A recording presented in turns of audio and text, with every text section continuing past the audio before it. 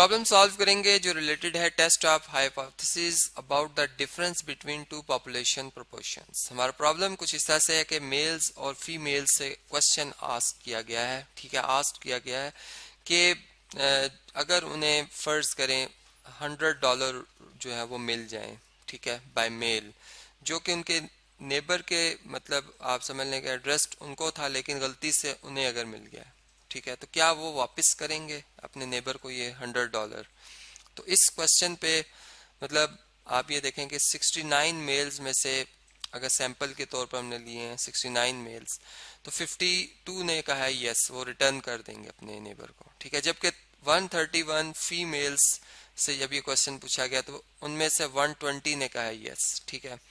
तो अब क्वेश्चन ये है कि जो ये डेटा हमने कलेक्ट किया है, ठीक है, does the data indicate that the proportions that said yes are different for male and female at a 5% level of significance। मतलब मेल और फीमेल्स में जो proportions के हवाले से बात अब आ रही है, ठीक है, कि क्या इन दोनों के proportions में डिफरेंस है, ठीक है, जबकि जो इसमें हम लेवल ऑफ सिग्निफिकेंस रख रहे हैं, मतलब जो हमारा नल हाइपोथेसिस के आप यूँ समझ रिजेक्ट होने की प्रोबेबिलिटी या टाइप 1 एरर के जो हम कह सकते हैं प्रोबेबिलिटी वो 5% है, इसमें अल्फा हम रख रहे हैं 5%, ठीक है। तो सबसे पहले तो हम नल हाइपोथेसिस बनाते हैं कि दोनों प्रोपोर्शंस में कोई डिफरेंस नहीं है, ठीक है, P1 is equal to P2, या हम ये भी कह सकते हैं कि डिफरेंस जीरो है, P1 difference P2 is equal to zero. और H1 जो अल्टरनेटिव हाइपोथेसिस हम ये बनाते हैं कि ये डिफरेंस बराबर, मतलब ये दोनों मुख्तलिफ हैं, ठीक है, एक जैसा नहीं है, प्रोपोर्शन एक जैसी नहीं है। अब जब हमने ये बात यहाँ पर समझ ली है, ठीक है, तो इसमें अब हम जब डिफरेंस ऑफ प्रोपोर्शन की बात करें तो इसमें जो P हैट होगा और जो हम जी स्टैटिस्टिक यूज करेंगे, चूंकि हम प्रोपोर्शन से डील कर रहे हैं तो हम जी स्टैटिस्टिक ही यूज करेंगे। वो किस फार्मूला से यूज होंगे वो मैं भी स्क्रीन पे शेयर कर देता हूँ आपके सामने, ठीक है जी। ये आप देख सकते हैं कि P हैट जो है x1 plus x2 over n1 plus n2 है। तो देखें यहाँ हमारे पास इस प्रॉब्लम में जो x1 है वो बेसिकली यस है मेल्स की तरफ से, ठीक है, और वह जो x2 है वो यस है फ्रॉम फीमेल्स के, वो रिटर्न कर देंगे अपने नेबर को ये $100 जो है, ठीक है। तो ये हमारे पास 52 प्लस 120, ठीक है, डिवाइडेड बाय 131, ठीक है, और प्लस 131 बेसिकली जो है वो आप ये समझ लेंगे जो प्रोपोर्शन सॉरी पॉपुलेशन 2 है उसकी मतलब सैंपल जो हमने लिया है n2 की आप समझ लें कि वैल्यू है, साइज ऑफ सैंपल 2 आप समझ लें, और n1 जो साइज ऑफ सैंपल 1 है जो कि 50 कितना सॉरी 69 है। तो इन दोनों को ऐड करके डिवाइड करने के बाद जो आंसर आ रहा है हमारा वो है 0.82, ठीक है, ये मैंने यहाँ पर लिख दिया। जबकि इस केस में जो जी स्टैटिस्टिक हम कैलकुलेट करेंगे, जिसे मैं जी नॉट भी कह सकता हूँ, जी सिंपल भी जी कह सकता हूँ, ये मेरे पास किस तरह आएगा, देखें जो हमारे पास फर्स्ट प्रोपोर्शन बनेगी सैंपल से, ठीक है, वो क्या बनेगी कि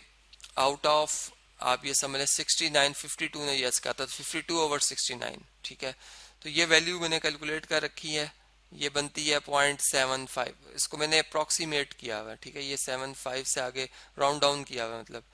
और इसी तरह 0.92 इसको भी अप्रॉक्सीमेट किया हुआ है इस वैल्यू को। इसी तरह जो हमारे पास P हैट है वो आया है 82%, ठीक है, 0.82, तो इसका जो इसका फॉल्स होगा, ठीक है, अगर इसका जो ट्रू है वो 0.82 तो इसका फॉल्स कैसा आएगा, टोटल प्रोबेबिलिटी में से या इसका फेलियर जो है टोटल प्रोबेबिलिटी में से हम P हैट माइनस कर देंगे तो 0.14 आएगा, ठीक है, 0.14, जबकि 1 ओवर 69 प्लस 1 ओवर 31 आएगा यहाँ पे, ठीक है, 1 ओवर 131 इन वैल्यूज को जब मैंने कैलकुलेट किया, इसका आंसर जो मेरे पास आया है ये मैं भी स्क्रीन पे शेयर कर देता हूँ आपके सामने कि जी की वैल्यू जो मेरे पास आई है ये आ रही है नेगेटिव में आ रही है, और ये आ रही है जी नेगेटिव में 3.26, ठीक है, ये आप तमाम कैलकुलेशन खुद से करेंगे। तो देखें अब जब हम देख रहे हैं हमारे पास टू टेल टेस्ट यूज हो रहा है, क्योंकि अल्टरनेट जो हाइपोथेसिस हमारा बन रहा है वो नॉट इक्वल टू है, ठीक है। हमने अल्फा जो सिग्निफिकेंस लेवल 5% है उसके टू इक्वल पार्ट्स की, अल्फा बाय 2 वो बना 2.5%। हम राइट से 2.5% लेफ्ट से छोड़ देंगे, ये हमारा रिजेक्शन रीजन है। और ये तमाम जो ब्लैक कलर में आपको नजर आ रहा है ये एक्सेप्टेंस रीजन है, ठीक है। तो अब जी स्टैटिस्टिक की वैल्यू जो आई है वो आई है -3.26, जबकि क्रिटिकल वैल्यू जो आ रही है जी अल्फा ओवर 2 पे, ठीक है, या आप समझ लें 2.5% पे जो आ रही है वो आ रही है हमारे पास कितनी, वो आ रही है हमारे पास 1.96, चूंकि पॉजिटिव में भी और नेगेटिव में भी है। अब ये वैल्यू जो है ये इससे लेस है, मतलब इस रीजन में आएगी, यहाँ पर आ रही है, यहाँ पर कहीं पर इससे आगे कहीं यहाँ पर आएगी -3.26, ठीक है। तो इसका मतलब कि हम ये कह सकते हैं कि ये लेस है जी की वैल्यू अल्फा बाय 2, जो कि हमने रखी हुई है कितनी -1.96 देखी थी टेबल से, ठीक है। इसका मतलब कि हम यहाँ पर जो हमारा नल हाइपोथेसिस होगा इसे क्या कर लेंगे, इसे रिजेक्ट कर लेंगे, ठीक है। और जो अल्टरनेट हाइपोथेसिस है वो हमारा दुरुस्त हो जाएगा। मतलब क्या अल्टरनेट हाइपोथेसिस है हमारा कि जो मेल्स और फीमेल्स में जो प्रोपोर्शन बन रही है वो डिफरेंट है, ठीक है। अब किसकी प्रोपोर्शन ज्यादा है अगर आप वो भी चेक करना चाहें तो उसके लिए फिर हम ये सिचुएशन देख सकते हैं कि P1 is greater than P2, ठीक है। इसको हम अगर चेक करना चाहें तो इसके लिए हमारे पास जो राइट टेल्ड और लेफ्ट टेल्ड का कंसेप्ट है वो यूज होता है, ठीक है। लेकिन यहाँ पर जो क्वेश्चन पूछा गया था कि ये प्रोपोर्शन एक जैसी नहीं है, वो हमें पता चल गया कि वो एक जैसी नहीं है और ये प्रॉब्लम हमने सॉल्व कर ली। इसी तरह डेली लाइफ से रिलेटेड एक और प्रॉब्लम है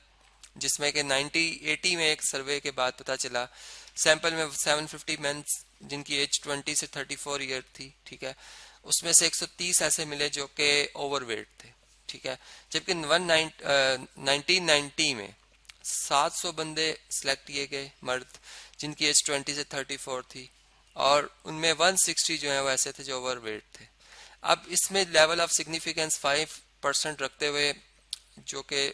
do the data provide sufficient evidence, जो कि डाटा आपको अगर फर्ज करें इंफॉर्मेशन जो मैं आपको दे रहा हूँ सफिशिएंट एविडेंस प्रोवाइड करता है, आप ये कंक्लूड करें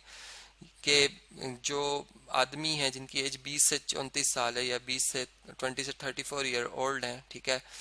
इसकी हायर परसेंटेज और जो ओवरवेट की है वो 1990 में है